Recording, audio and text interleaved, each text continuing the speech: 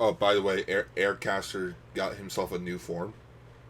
Yeah, Uh, he is now a box fan. he So is. I guess you can call him Box Fan Caster. Yep.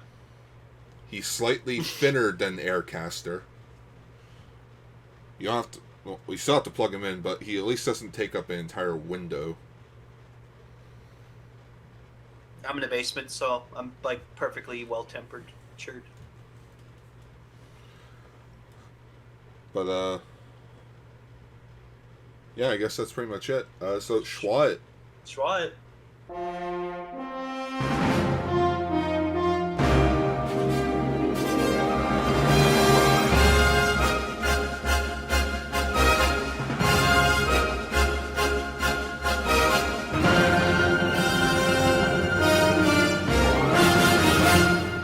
Greetings, everyone's, and welcome back to Ultraranger, the show all about Ultraman's past, present, and future.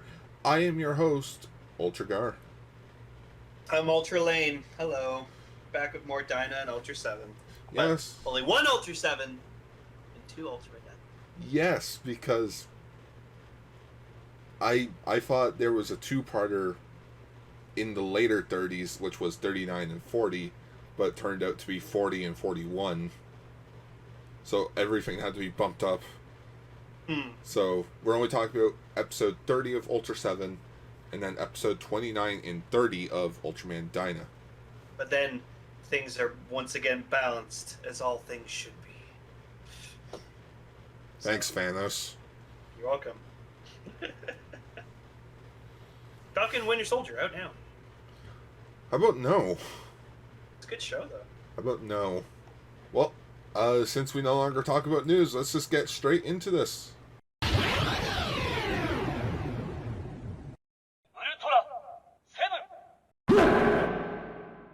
So we have Ultra 7, episode 30.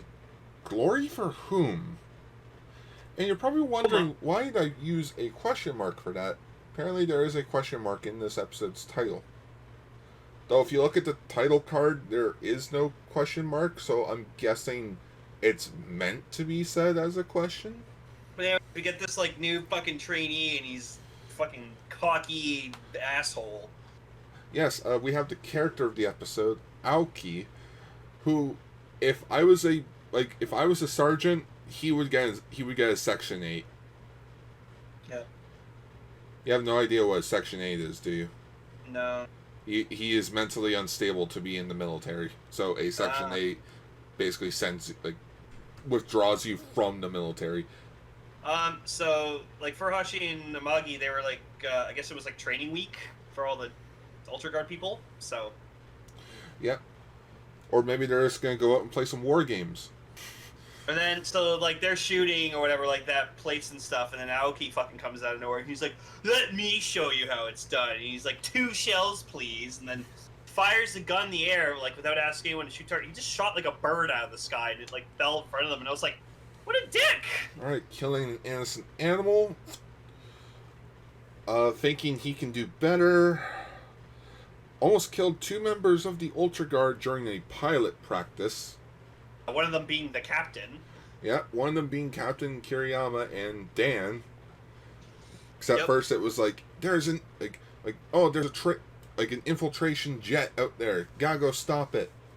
Mm-hmm. And like they find out Aoki's also a member of the TDF.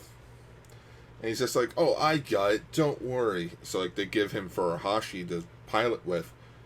And this is when you start to realize how crazy Aoki is that he's willing to shoot them down and kill them.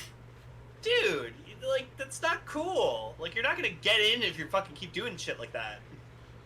Doesn't help that when he goes to see the head officer of the TDF, and, like, Kiriyama and Dan are with him, it's like, oh, these were the 2 guys you're fighting against up there. Oh, so there would have been 2 slots open for the Ultra Guard. And I'm sitting there like, dude, not cool. Man, this guy's a dick. He really is. And then, like, they go on this mission where, like, this, like, drill machine's, like, being, like, watched or something, or it gets, like, taken over. And like, he goes there in the corner and he runs ahead of fucking Dan or whatever like that, and, like, he just, like, starts, like, shooting, like, around the fucking machine, and, like, Dan's like, the fuck you doing? And he's like, I'm pretty sure there was something there, and he's like, you just shot assuming there was something there? Like, you have to freaking, like, confirm first. And he's like, oh, whatever, I know what I'm doing. And it's just like, fuck you, buddy. Man, what So, a... Just again, what a dick. You know what? I'm gonna look up who this guy is. Oh, it's Takeshisa Yamaguchi. It's Rider Man. Was Rider Man a dick? Not to my knowledge. So apparently, like, this alien, like, takes over, like, all the tanks and stuff. And we see what this alien is. My god, it's terrible. The Plastic Phantom Alien Platic. So, they look like they just made this thing out of paper mache, gave him, like, paper mache boobs for a head, and then took all this little, like, plastic wrap and just, like, applied it all over the body. And it was terrible looking. Awful. In case you didn't hear me the first time, his name's Alien Platic, which is literally just a synonym for plastic. Alien plastic. Even in Japanese, how you pronounce his name? Porachiku. How you pronounce, like, and what's plastic in Japanese? Porasuchiku. So they basically just removed the S and just called it a day. So, I guess, like, whatever, like, armament the Horde is equipped with, those must be really powerful grenades, and they must have really good throwing arms, because Aoki and, like, Dan were able to, like, throw these, like, little mini grenades and blow up these fucking tanks from, like, yards away.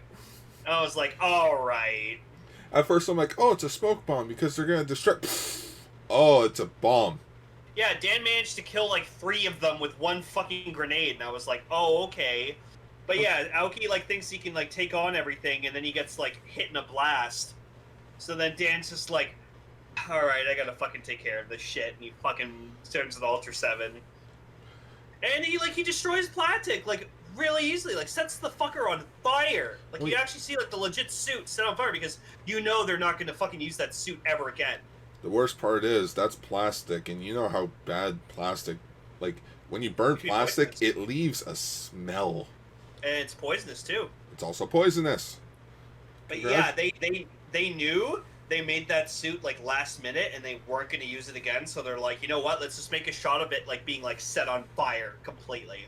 But you could see, like, there was, like, a guy still in the suit or something, because, like, you could see it still, like, moving, and I was like, oh, fuck. So... Hey, did we get the guy out of there? There was a guy in there? Oh, shit. Oh, fuck.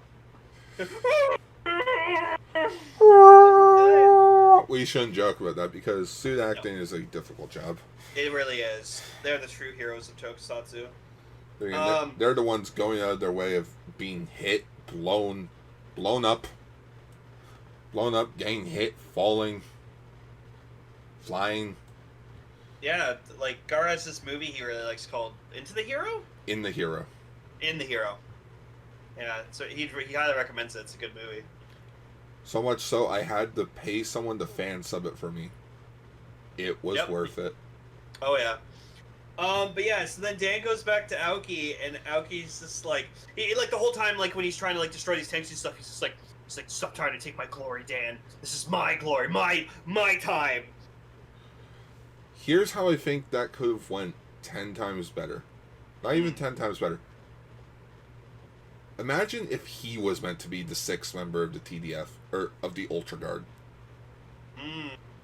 But since Dan showed up and helped him with the alien problem, they automatically allowed him onto the Ultra Guard. Thus, he got booted out. Yep. So then, like, Aoki, like, confesses that he, like, saw the alien, like, earlier in the woods. And he didn't... Huh?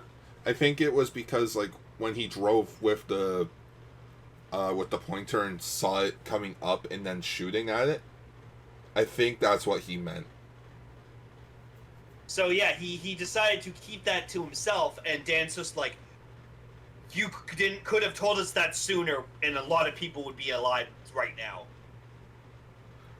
Guess I owe you a favor. Pulls out his gun and shoots the alien kill, or the skeleton. Yeah, the Platic, because apparently it still survived, and like the exoskeleton was like following it. It's just now we're even. Like, yeah, and then he dies. And it just ends. Womp womp. Womp womp. So this is a pretty mediocre episode. It wasn't bad. I like the idea of Alki. Yeah. I also like. I just liked him, but the whole alien, like, since it's an Ultra series episode, they have to include giant monster. And like also, man, like Aoki is a prime example of how not to be in a military organization.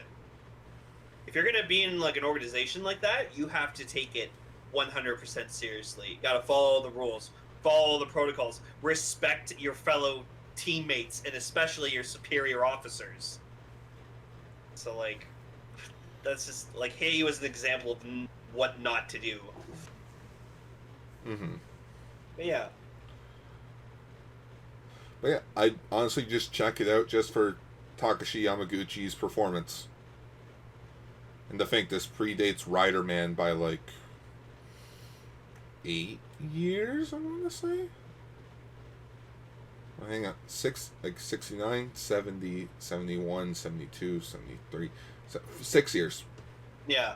You know, I was an Ultraman once. You were an Ultraman? No, I was in an Ultraman. But yeah, Platic was horrible looking. He looked like a caterpillar. It looked like someone took some paper mache and put some plastic all over him, and it was like, there's our kaiju. Like, I feel like they had an idea, and then they couldn't do what they wanted, so they just thought of this last minute, and they're like, okay, that's good enough. He also reminded me a bit of the other kaiju from, like, the second episode of Ultraseven. Like, that green one with, like, all the roots around them. Yeah. Sort of looked like that, but they left him out in the sun for, like, a year and a half. All I know is he's not getting a vinyl. Oh, no, he's one of those kaijus that only showed up once and never again. Because they literally destroyed the suit during shooting. What we saw of the suit was the last of it. That's why they're like, oh, we're not going to have like him like fall over and then we'll cut to an explosion. No, we're setting that fucking suit on fire and never using it again. There was also one weird shot where Ultraseven was fighting him and they go over the mountain. You don't see them, but the camera keeps panning away as if it's like some big fight that we're never going to see. Mm-hmm. Because then the next shot, we see them go over the mountain. Yeah. Oh yeah. So it's a cool episode for like characters, but like the overall kaiju for me was disappointing. He unfortunately ruins the episode. Yeah. But anyways, let's move on to 2 of the best episodes of Ultraman Dyna.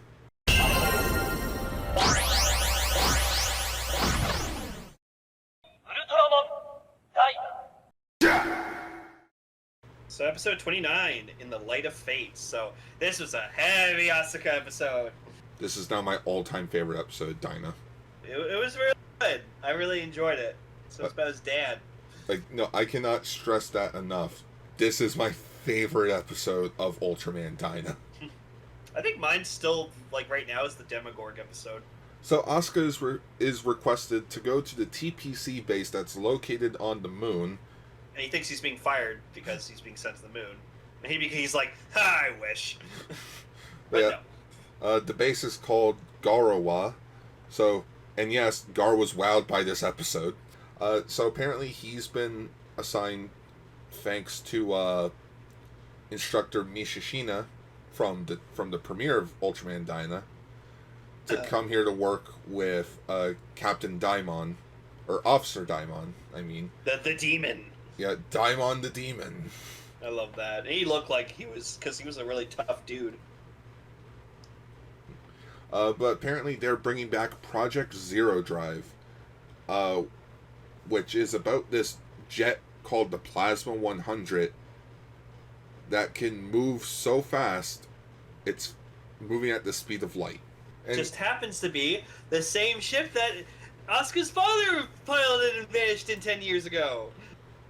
yeah, apparently, according to Mishina, they found a ship near Pluto. No sign of his dad, though. Pluto.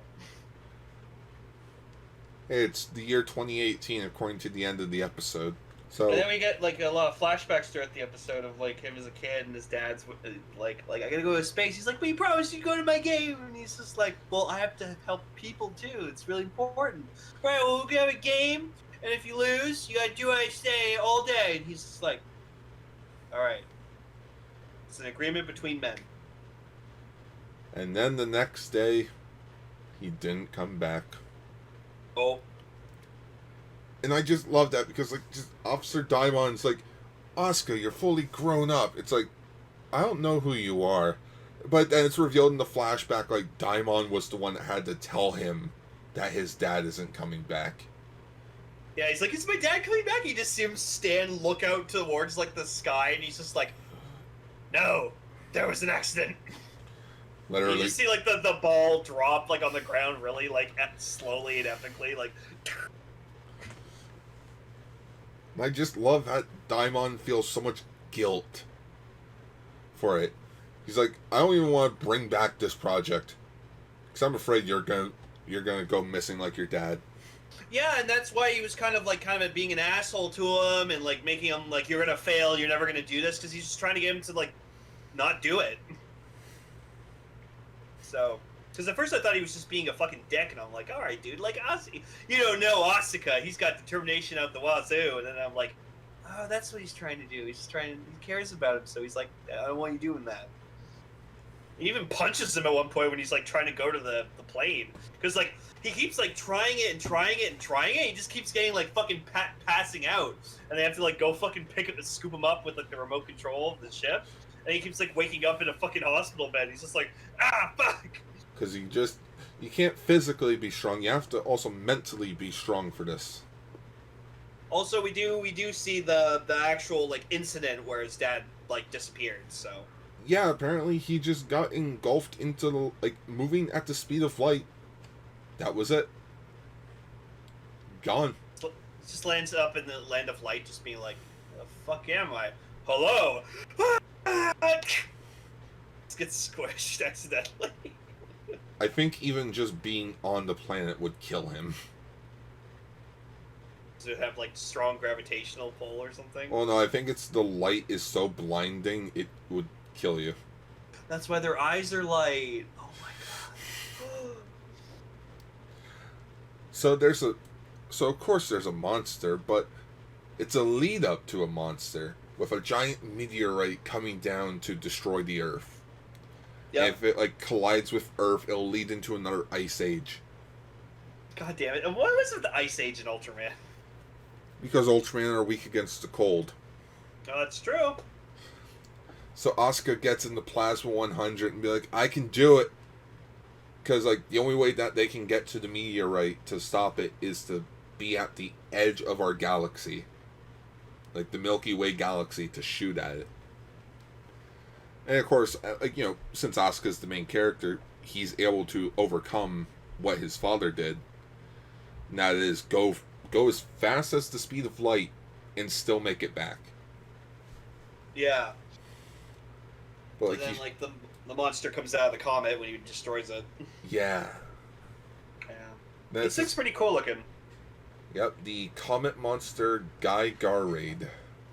Guy Garraid. Guy Garraid. That's what I was thinking. Guy Garraid. Guy Garraid. But yeah, I love it. Just like they're drifting through space, because you can't say flying because there's no air in space. No. And it's just like, oh, okay, so are they gonna go to the moon and fight? No, they're fighting on the shards of the comet. Yeah. And that just shows how big this meteorite and comet was when they're standing on it, and they're tiny. They're minuscule. So yeah, if this thing did hit the Earth, it would be game over. It would be the end. And I just love that this freaking, like, Guy Garade, or Guy Gar. I've also Guy Garade. Yeah, because I've also seen it spelt with an E at the end, so like 7A, so it'd be Guy Gar-Aid or Eid. Aid. I'll just call it Gar. So like Dyna's fighting Gar, like on the meteorite, or on like the shard, and just like he's 10 times bigger than him. Well, not 10 times bigger than him, but like he's just stronger than Dyna. It's like this black hole attack where he like absorbs stuff and then like shoots it back out at Dyna. Freaking the sharp blades that he has on his hands, and he tuckers Asuka out. Yeah, but then he figures out that like that's an opening, so he shoots his beam like ray in the opening and it blows him up in this really cool explosion actually. Oh yeah, I love seeing it 3 times. Yeah. Oh no, I feel like that's like Dyna's thing. They have to show like a same like explosion like multiple times. Just... So then he goes back into the Plasma 100, and then he's kind of like just there, and he's like, "I know you're still alive, Dad." I did. And then the rest of the Super Guts team finds him because like Rio like sees like a glint of light. She's like, "I thought I saw a light," and then they find Asuka, and they're like, "Yeah, let's go." I'm just surprised that the Guts Eagle was able to make it all the way out to like the edge of the galaxy. Maybe it just took a bit longer. Because like for Asuka, it was probably like instantaneous. Well, yeah. Also, and we don't know how long he was probably floating there for. That's also true. Yeah. But I definitely have a feeling Asuka would have ended up dying there. Because not only was the trip exhausting, but having to fight the kaiju there, who again is much stronger than him, left him tuckered out. But just, oh man. I loved this episode. It was really good. Really, really good. I'm glad that we got some good Asuka character development. And now you're thinking, well, episode 29 is really good. I'm guessing episode 30 is probably going to suck. Not really. It was very lighthearted, and I enjoyed it as well. Not as much as episode 29. But I feel like if you were watching this week to week, this would have been this is a good episode. So much makes you go, Mamma Mia! So yes, episode 30, Invasion Scenario. Hands down the best way to start off an episode. Tyrannosaurus Rex blowing up the city. I'm just like, what is this? But while giggling, I'm like, what is this? And it's like, cut. It's like, oh my goodness, this is a TV show. TV show. So we got a script writer. Yep, Mikami Hideo. Yeah. Professional screenwriter, but apparently he's been stale recently with his scripts, being a bit too serious, especially with all the kaiju attacks actually happening. So yeah. I guess this confirms that there are giant monster movies in the show about giant monsters. Yeah, no, it's like the episode of Tiga where, like, Super Riot Productions exists. Mikami just lives in this, like, run-down apartment building. And who are there? But it's the 3 Majinas from episode 13. I mean, they did say, we'll be back, Ultraman Dyna. And it's at least nice that the narrator actually gave them names this time. Yes. So the blonde one is named Kame-chenko. The gray-haired one is named Udo-chenko. And then their leader is named Doru-chenko. Which... rice cooker, noodles, and dollar. Yeah, because, I actually got a Japanese to English dictionary thanks to my sister. Yeah. And, like, out of curiosity, once I realized Chenko was the same part, I'm like, okay, so what does the other parts mean? I'm like, rice cooker, noodles, and dollar. Yeah, these guys aren't meant to be serious. No. Well, you did say, but in the last episode they were in that they were like comedians or something. So yeah, they're all played by comedians. So yeah, so like Mikami like goes home, whatever, and then he hears some noise, and it's like, "Fuck, are they doing shit again?" And so like he goes over to them, and like yeah, that's when I was like, "Wait a minute, that guy looks familiar." And then the narrator's like, "Oh, does that space look familiar? Remember this guy and this guy and this guy? We've seen them before." And I was like, "Oh yeah, they had that weird fucking robot that I hated." Yes, the return of the three-faced robotic monster Gara-on. Yeah, so it's not like super damaged, but like it has no energy source to like repower it so they can go home. Oh no, they can't go home. They've been banished from their home planet. Yeah. They want to recharge it to get revenge on Dyna and Super Guts. Yep. So and it's sort of cute because they're trying to build like a smaller one that runs on less energy, but it's not working. Kamechenko was going through the garbage, and he finds the rejected script of Mikami's, and I'm just thinking, why would he throw that out? All the producer said was rewrite it to be a bit more funny. That doesn't mean toss out the entire script. So, like, they go to him and be like, did you write this? Yeah, I did. Do you think you can write something a bit more simpler? Something cheap? So, because they want him to create an invasion plan for them. Something that is cheap, cost-effective, and will defeat Super Guts with Dyna. Yeah.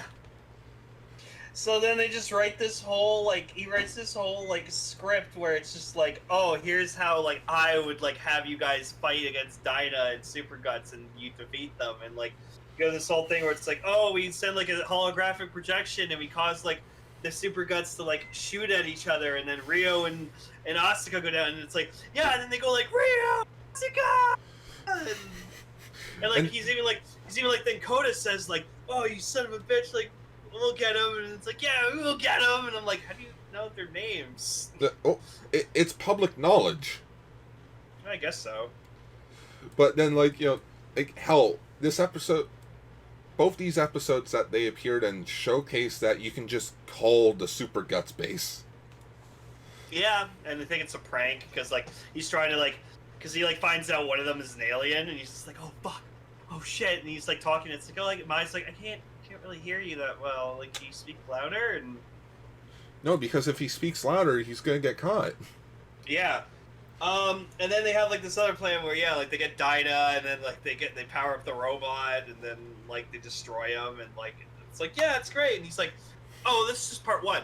It's like, what? It's like, oh, well, yeah, obviously Super Guts is gonna have a counterattack, and Dyna's gonna revive, and they're gonna beat you. And it's and then the guy, the long one's just like, no, I don't even have enough money to do that anyways, because he's low on 6 months of his rent is due, and so the aliens are like, oh, we'll pay for it, and the guy's like, great, now we don't have any fucking money for food, and it's yeah, this sucks, and he just looks at them and he's just like, shut the fuck up, you two, this is more important. And I just love it. It's wait, you wrote in a laser net? Yeah. What is that? How would we do that? Physically, what kind of materials, what kind of chemicals would we need? Guys, this is just for a show, right? Yeah, right.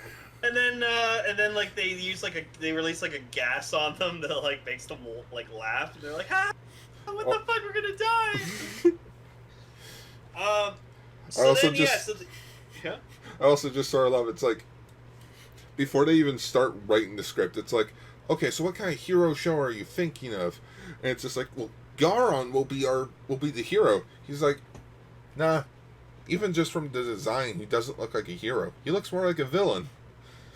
It's yeah, okay, then use Super Guts and Dyna as an example. So then, they actually hatch the plan, and it's about to, happen the way they want it to, but then Asuka's like, wait, it's a hologram. Guys, don't shoot it. It's oh, yeah, wow, they're going to try to make us shoot each other? Wow, how lame. Oh, look, you're over there. Shoot it. And so they're like, oh, shit. And we'll do that at 11 o'clock. We can't do it earlier because it's going to rain. Oh, God. So, yeah, they get, decently powered up, and then, Asuka, fights them as Dyna. And, it's just, yeah, they just get their asses kicked. And, like, you know, they're firing their beams everywhere, but Dyna's, like, dodging them. And they get, like, really fucked up. And then just, like, Dyna, like, finishes them off with a beam. But, like, you see the leader, he just goes, like, Mamma Mia! And then it would happen for a split second, but you see, like, the beam hit the robot, and you see, like, the leader's, like, face kind of, like, silhouetted onto it for, like, a split second. You had to really pay attention to see it. It was really funny, and it really caught me off guard. I actually do have a screenshot of it. Oh, awesome. Because I was also like, what? But the episode does end on a good note. Maki decides to use his experience with the aliens to actually write a script about his experience. And then he makes them actors. Yeah. And it's just like, they go up to the director and they're like, how'd we do? Oh, you guys are great. You guys play dumb aliens perfectly. Dumb? Dumb. And then like a little sandstorm comes up, and then they sneeze and they turn to aliens. And everyone's like, ah! Like freaking out. Yeah, so it was really funny. But yeah, we have, like, those were 2 great episodes of Dyna. One of them focusing on Asuka a whole lot with story, and then one that's really lighthearted that doesn't really have the Super Gods cast. But we did get Hanajiro, although it was CGI. Yeah, because like you see they're when like they're getting the call that they think it's a prank, they're all just like hanging around playing like with these toys. And you just see Hanachiro in the back like, and I'm like, guys, is this the way you just do on your off time, like when work's slow? So here's my crazy theory as to why they were like not really in the episodes, these 2 episodes primarily. I have a feeling during the time they were filming these episodes, they were also filming the Tiga Dyna movie. So while they went to go film the movie, they got the comedians back and they gave them like their own focus episode. It's a good theory. I like that. Well, it was fun because it shows that Dyna Ultraman can be fun sometimes too. And speaking of their previous appearance, this episode was also written by the same writer and director of episode 13. Oh, well, there you go. So you probably had those characters back in mind, and they were just like, yeah, let's bring that writer back. And he's like, yeah, we'll write them really funny. But yeah, so overall, we had a pretty decent episode of Ultraseven featuring Riderman's actor. But unfortunately, Alien Platic just sort of didn't give us a whole lot. No, it was really lame. But Dyna definitely did it for this episode. Absolutely. It went leagues above and beyond than it needed to. So yeah, pretty short episode, but hey, when we actually write stuff down, condense what we want to talk about, it's easy. So this has been Ultraranger, episode 157. A lot of Gars. Yeah, a lot of Gars. And as always, schwa for now. Schwa for now.